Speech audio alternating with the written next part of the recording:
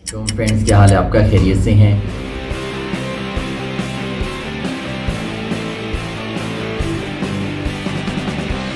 दोस्तों, आजकल जो डीएचए में बैलेटिंग के प्लॉट्स आ रहे हैं, इसकी वजह से जो सीरियस बायर था, परचेजर था, वो थोड़ा सा होल्ड पे चला गया है।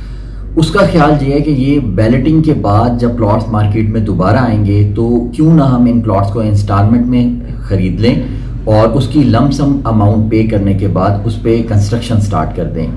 सही है उनकी सोच, लोग इससे भरपूर फ़ायदा उठाएंगे।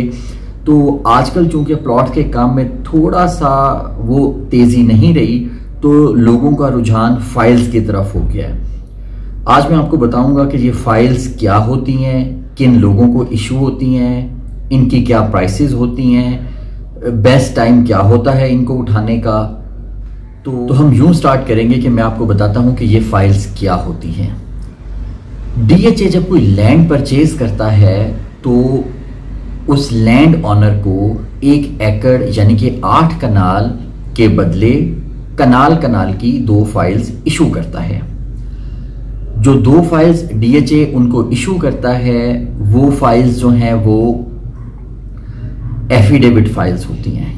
2 तरह की फाइल्स मार्केट में पाई जाती हैं। एक फाइल होती है एफिडेविट, एक फाइल होती है एलोकेशन। जो फाइल फर्स्ट अलॉटी को लैंड के अगेंस्ट इशू होती है उसको हम एफिडेविट फाइल कहते हैं। एफिडेविट फाइल खरीदने का फ़ायदा ये होता है कि उसके ऊपर हमें कोई सीवीटी स्टैम्प ड्यूटी नहीं देनी होती, हमारे ट्रांसफ़र के एक्सपेंस बच जाते हैं।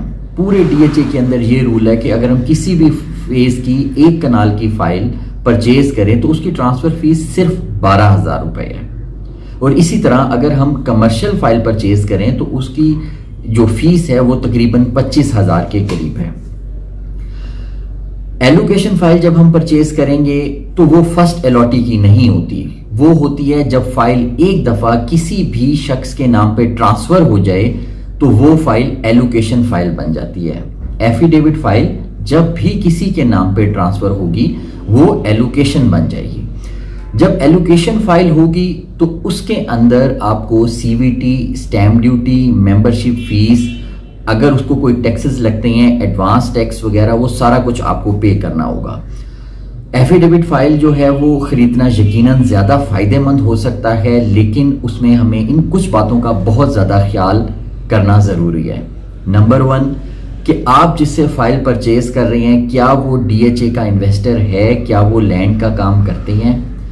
दूसरे नंबर पे जब आप कोई एफिडेविट फाइल डीएचए के अंदर जमा करवाते हैं तो उसका वाउचर हमें कितने देर में मिल जाता है।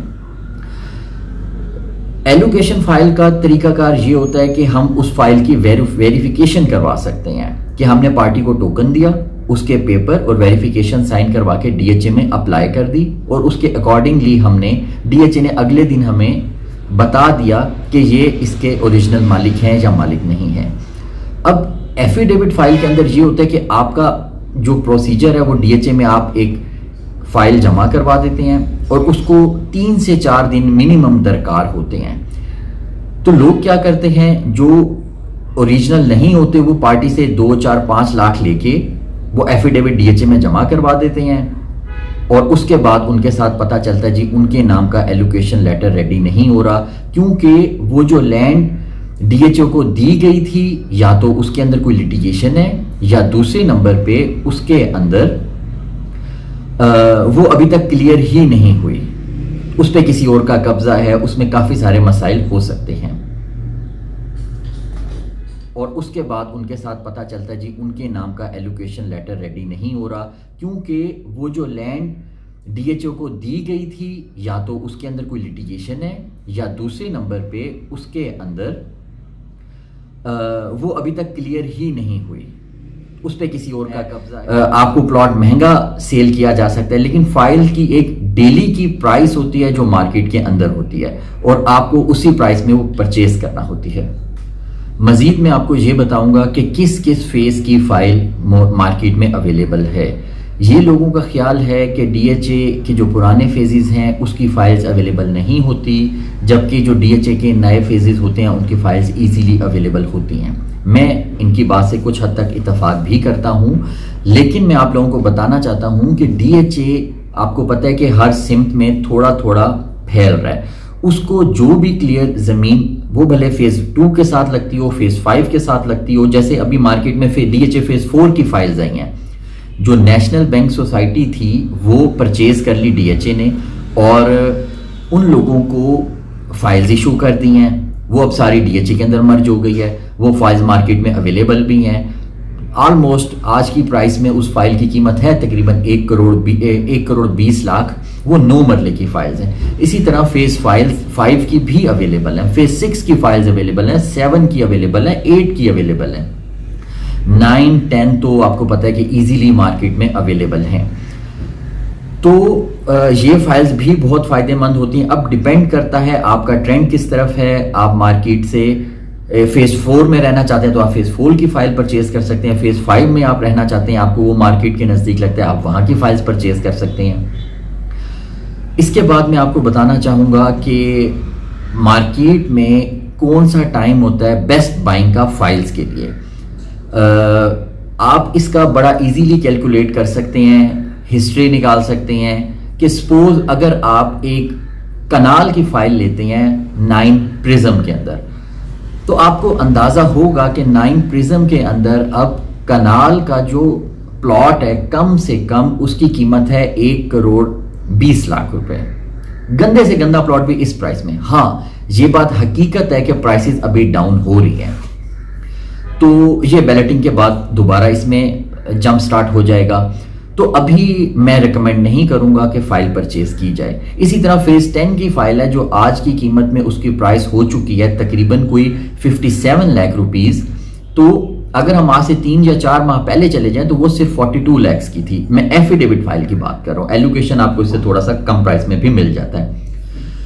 तो दोस्तों थोड़ा सा वेट है, फाइल्स की अभी परचेज बेतहाशा हो रही है। आप अभी लेना चाहें, थोड़ा सा रुक के लेना चाहें, लेकिन फाइल्स के अंदर फाइल्स का सबसे बड़ा फायदा ये होता है कि वो फौरन इजीली सेल हो जाती हैं, उसका बायर हर वक्त मार्केट में मौजूद होता है। जबकि प्लॉट्स के अंदर थोड़ा सा इशू ये हो जाता है, लोकेशन मैटर करती है, बजट मैटर करता है। आपको प्लॉट महंगा सेल किया जा सकता है, लेकिन फाइल की एक डेली की प्राइस होती है जो मार्केट के अंदर होती है और आपको उसी प्राइस में वो परचेज करना होती है। इस मार्केट में कौन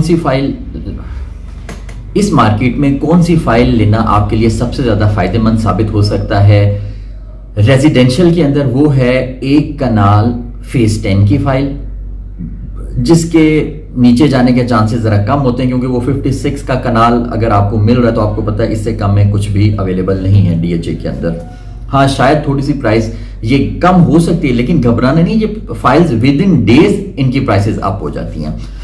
अगर आप कमर्शियल फाइल लेना चाहते हैं तो मैं आपको रिकमेंड करूंगा फेज़ 9 4 मरला कमर्शियल एफिडेविट आप परचेज कर सकते हैं, जिसकी कीमत है कोई 2 करोड़ 35 लाख के करीब। लेकिन आपको पता है कि 4 मरला का कमर्शियल वहां कम से कम भी 3.5 करोड़ में है। तो जैसे ही इस फाइल को नंबर लगेगा, बैलेटिंग होगी, इसकी प्राइस भी इंक्रीज हो जाएगी। या आप फेज़ 7 में संगतपुरा की फाइल इस टाइम परचेज कर सकते हैं।